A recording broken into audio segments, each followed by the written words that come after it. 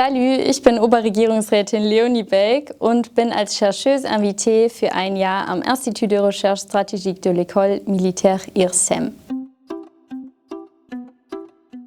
Ça veut dire Oberregierungsrätin et c'est un titre officiel allemand de fonctionnaire et c'est l'équivalent civil d'un lieutenant-colonel.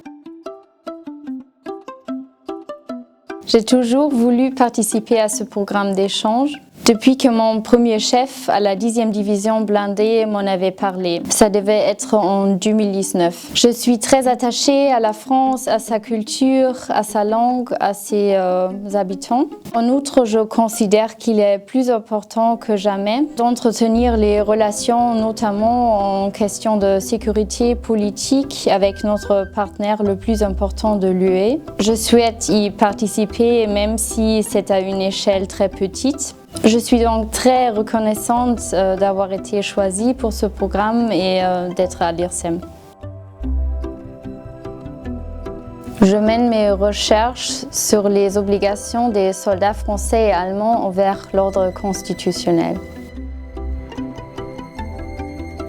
J'ai été très étonnée et surprise par pas mal de choses. Ce qui m'a étonnée le plus pour l'armée française, c'est la neutralité exigée par la loi.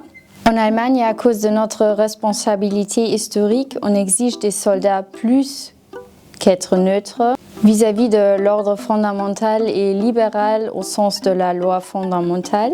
Les soldats doivent au contraire le reconnaître et s'engager activement pour le maintenir. Le principe du leadership interne, la innere Führung, est le cadre de valeurs de la Bundeswehr. Ce code constitue, sous forme de directive, une boussole morale, politique et juridique pour répondre aux exigences particulières du métier des soldats. Les droits garantis par la loi fondamentale s'appliquent également aux soldats de la Bundeswehr. Mais en tant que Staatsbürger en uniforme, citoyens en uniforme, ils sont particulièrement tenus de respecter les valeurs et les droits de la loi fondamentale, comme l'intangibilité de la dignité humaine.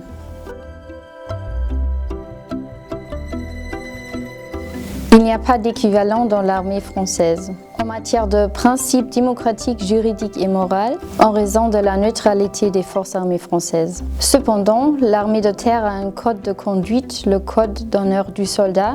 La marine et l'armée de l'air ont des valeurs.